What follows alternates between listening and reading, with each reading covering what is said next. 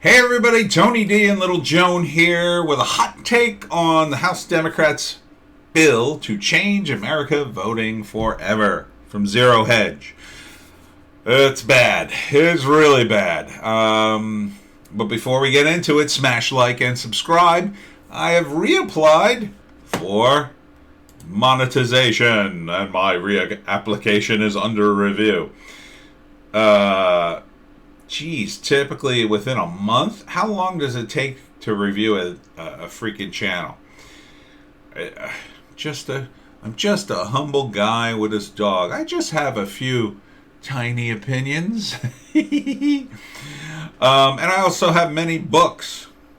Link in the description. Woke a novel, Hollywoke another novel, and of course the Pineys books 1 through 5.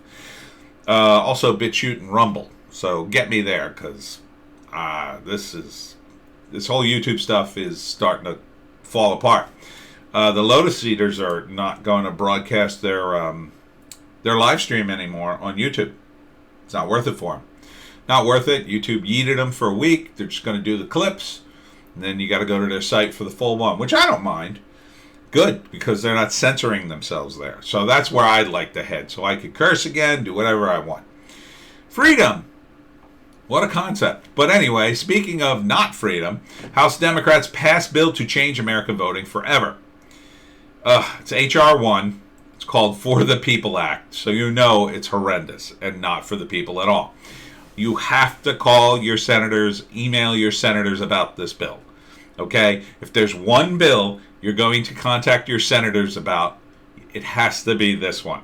Contact both of them, tell them you're against the bill, and I'll tell you why you should be. The proposed legislation would need 60 votes to overcome a filibuster in the Senate. My God, they have to filibuster it. Here are some of the highlights. John Funn says, H.R. 1 is the worst piece of legislation I've ever seen in my 40 years reporting from Washington. According to him, if the bill becomes law, it would, quote, cement all the worst changes in election law made in blue states in 2020 and nationalize them. Here are some of the highlights. Infamous highlights. Get ready for this, Joan. You ready? Yeah, you're asleep. H.R. 1 would make fraud easier by forcing states to implement early voting, automatic voter registration, same-day registration, online voter registration, and no-fault absentee balloting. That's already the worst of it. And I have a feeling the Republicans are going to end up with some sort of half-assed version of this. Number 2, degrade the accuracy of registration lists by requiring states to automatically register all individuals on state and federal databases. This would include many ineligible voters, including aliens. Illegal aliens, not the kind. 3, it would require states to allow 16-year-old and 17-year-olds to register. Combined with a ban on voter ID, this would allow underage individuals to vote. Oh yeah, what could possibly go wrong with allowing teenagers to vote? Yeah, I'm sure they won't abuse this system at all. I'm sure they won't show up to voting places and just, as a lark, keep registering under crazy names and vote for all sorts of people. Yeah, I'm sure that's not going to happen at all. This is so stupid. 4, requires states to count ballots cast by voters outside of their assigned precincts, a recipe for election fraud. Require states to count ballots cast by voters outside their assigned precincts. Okay, so you have to take the ballots outside the precinct and then count them someplace else, I guess. Mandate no-fault absentee ballots, which are the tool of choice for vote thieves. 4 states to accept absentee ballots received up to 10 days after Election Day, and 4 states to allow ballot harvesting. Oh my God, that's the worst. I don't know if you've seen the videos on Project Veritas, but the ballot harvesting just involved 2 groups of people. One was old people going to nursing homes, getting them to sign off their vote, essentially, and they'd bribe the old people with a Shaw or something like that. And other people just straight up gave them money. Just straight up bought the vote, like on the street, which is highly illegal. But There were guys, and you got to see Project Veritas. Go there if you want to see the videos. It's just unbelievable. Prevent election officials from checking the eligibility and qualifications of voters and removing ineligible voters. Well, that's just total insanity right there. So election officials cannot check anybody's eligibility, qualifications of voters, or remove ineligible voters.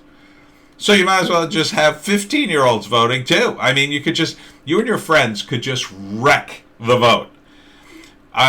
If a high school decided to just wreck a vote, they could totally do it doing this. They could elect anybody. Fortunately, young people don't care about this stuff, but I bet one group will. Just to screw with somebody. Ban, and there's more. It doesn't end.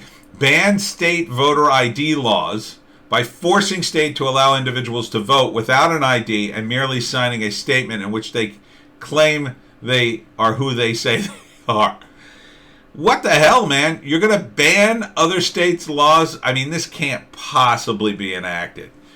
What the hell? It's going to be challenged on so many different levels. It's got to be.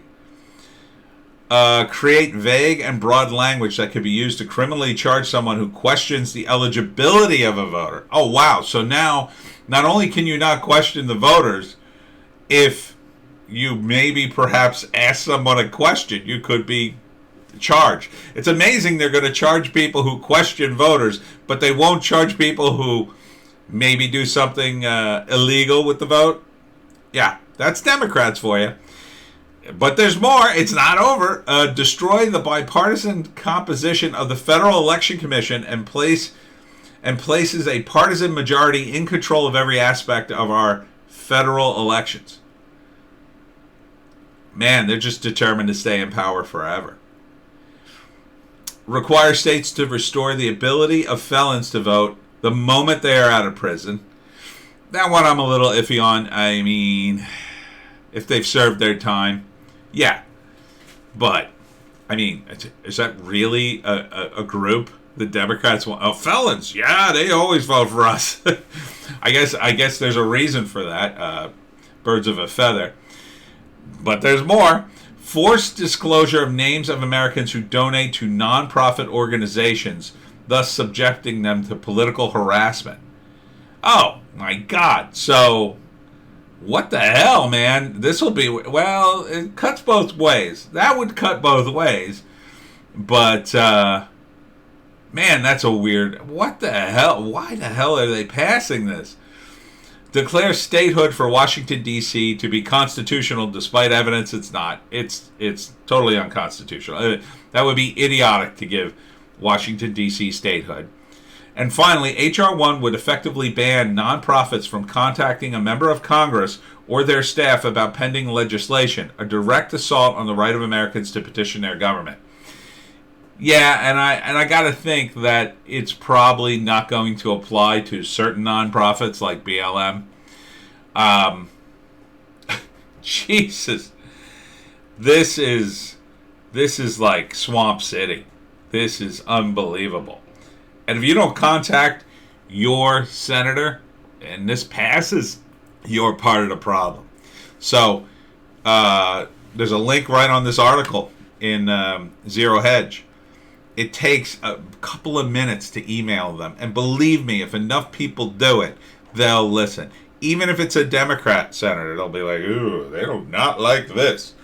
They're a cowardly lot, politicians.